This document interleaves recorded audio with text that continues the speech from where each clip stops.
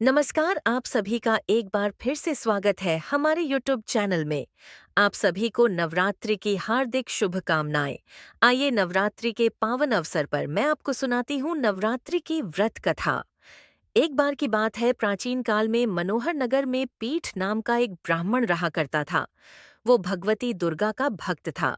उसके संपूर्ण सद्गुणों से युक्त सुमति नाम की एक बहुत ही सुंदर कन्या उत्पन्न हुई। वो कन्या सुमति अपने पिता के घर बाल्यकाल में अपनी सहेलियों के साथ घृणा करती हुई इस प्रकार बढ़ने लगी जैसे शुक्ल पक्ष में चंद्रमा की कली बढ़ती है। उसके पिता प्रतिदिन जब दुर्गा जी की पूजा करके होम किया करते, वह भी उनके साथ नियम से वहां उपस्थित रहती। एक दिन सुमति अपनी सखियों के साथ खेल में लग गई और भगवती के पूजन में उपस्थित नहीं हुई।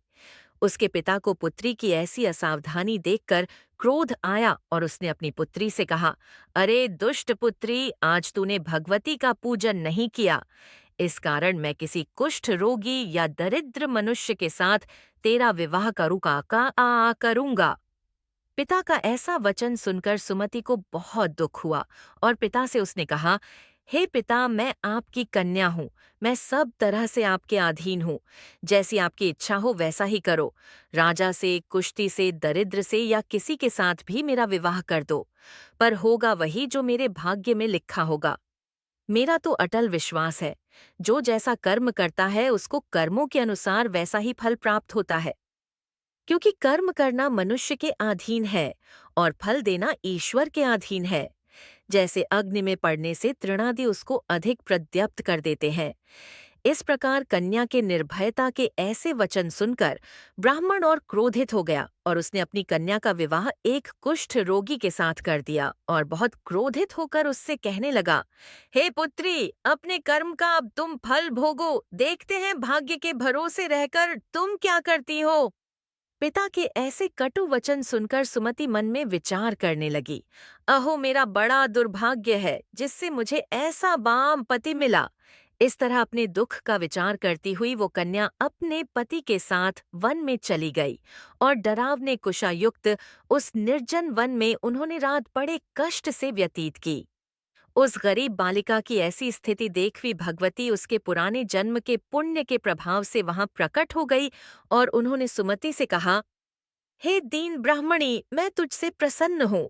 तुम जो चाहे वर मांग सकती हो। भगवती दुर्गा का यह वचन सुनकर वो ब्राह्मणी बोली, आप कौन हैं? वो सब आप मुझसे कहो। सुमति की यह बात सुनकर देवी ने कहा, मैं आदि शक्ति भगवती हूँ और मैं ही ब्रह्म विद्या व सरस्वती हूँ। प्रसन्न होने पर मैं प्राणियों का दुख दूर कर उनको सुख प्रदान करती हूँ। हे ब्राह्मणी, मैं तुझ पर तेरे पूर्व जन्म के पुण्य के प्रभाव से प्रसन्न हूँ। तुम्हारे पूर्व जन्म का अब मैं तुम्हें वृत्तांत सुनाती हूँ। ध्यान पूर्वक सुनो। तू पूर्व जन्म में भील की स्त्री थी और अत्यंत पतिव्रता थी। एक दिन तेरे पति को चोरी के अपराध में पकड़ लिया गया। चोरी करने के कारण तुम दोनों को सिपाहियों ने पकड़ लिया और ले जाकर जेल में डाल दिया। उन लोगों ने तुम्हें और तुम्हारे पति को भोजन भी नहीं दिया। इस प्रकार नवरात्रि के 9 दिन तुमने कुछ नहीं खाया और न ही जल ग्रहण किया। इस प्रकार तुम्हारा नवरात्रि का व्रत हो गया। हे ब्राह्मणी, उन दिनों में जो व्रत हुआ, उस व्रत के प्रभाव से प्रसन्न होकर मैं तुझे मनवांछित वर देती हूँ। जो तेरी इच्छा हो मांग ले। इस प्रकार देवी दुर्गा के वचन सुनकर वो ब्राह्मणी बोली, अगर आप मुझ पर प्रसन्न हैं तो हे दुर्गे, मैं आपको प्रणाम करती हूँ। कृपा करके मेरे पति का कोढ़ दूर कर दो। देवी ने कहा, उन दिनों तुमने जो व्रत किया उस व्रत का एक दिन का पुण्य पति का कोढ़ दूर करने के लिए अर्पण कर दो।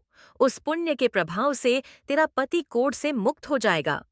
इस प्रकार देवी के वचन सुनकर ब्राह्मणी बहुत प्रसन्न हुई और पति को निरोग करने की इच्छा से जब उसने ठीक है ऐसा कहा, तब उसके पति का शरीर भगवती दुर्गा की कृपा से कुष्ठ रहित हो गया और वो अति कांतिवान हो गया।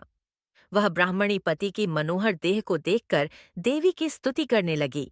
वो बोली, हे दुर्गे, आप दुर्गति को दूर करने वाली हैं, तीनों लोकों का संताप हरने वाली है, समस्त दुखों का नाश करने वाली है, रोगी को निरोग करने वाली है और प्रसन्न होने पर मनोवांछित फल देने वाली है और दुष्टों का भी नाश करने वाली अब जगत की माता हो। हे अम्बे, मुझ निरपराध अबला को मेरे पिता ने कुश्ती मनुष्य के साथ ब्याह दिया और घर से निकाल दिया। पिता से तिरस्कृत निर्जन वन में मैं विचर रही हूँ। आपने मेरा इस विपदा से उद्धार किया है। हे देवी, आपको मैं प्रणाम करती हूँ।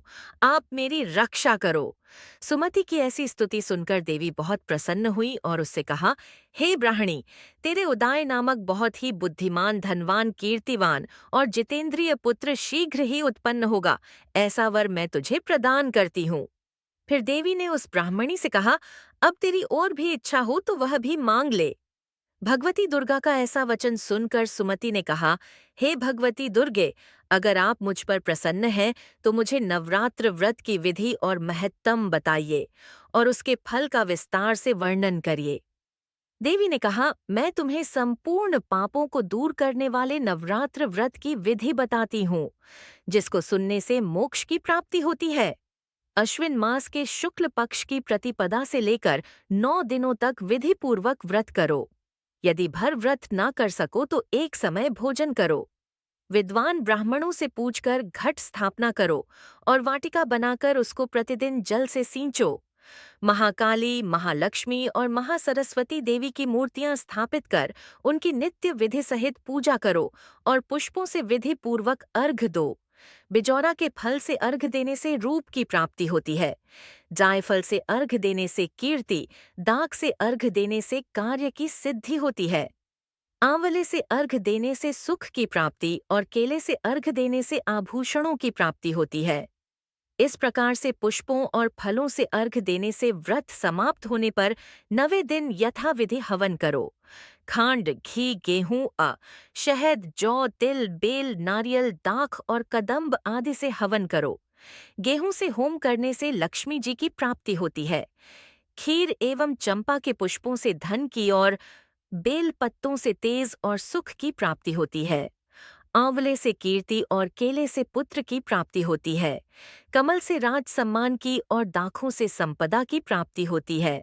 खांड, घी, नारियल, शहद, जौ और तिल या फलों से होम करने से मनवांछित वस्तु की प्राप्ति होती है।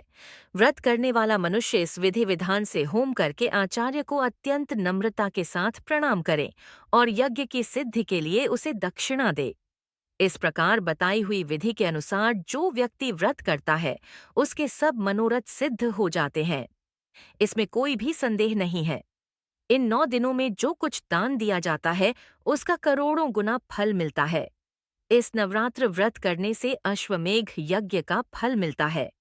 हे ब्राह्मणी, इस संपूर्ण कामनाओं को पूर्ण करने वाले उत्तम व्रत को तीर्थ, मंदिर या घर में विधि अनुसार करो। इस प्रकार ब्राह्मणी को व्रत की विधि बताकर फल बताकर देवी अंतर्ध्य हो गई। जो भी इस व्रत को भक्ति पूर्वक करता है वह इस लोक में सुख प्राप्त करके अंत में दुर्लभ मोक्ष को प्राप्त होता है। यह इस दुर्लभ व्रत का महत्तम है जो मैंने आपको सुनाया है। बोलो देवी भगवती की जय। आप सभी पर देवी भगवती की कृपा बनी रहे। तो यह थी नवरात्र की व्रत कथा। आपको यह कथा कैसी लगी कमेंट करके ज़रूर बताएं। कथा अच्छी लगी हो तो वीडियो को लाइक ज़रूर करें और अभी तक आपने मेरे चैनल को सब्सक्राइब नहीं किया है तो चैनल को सब्सक्राइब ज़रूर करें।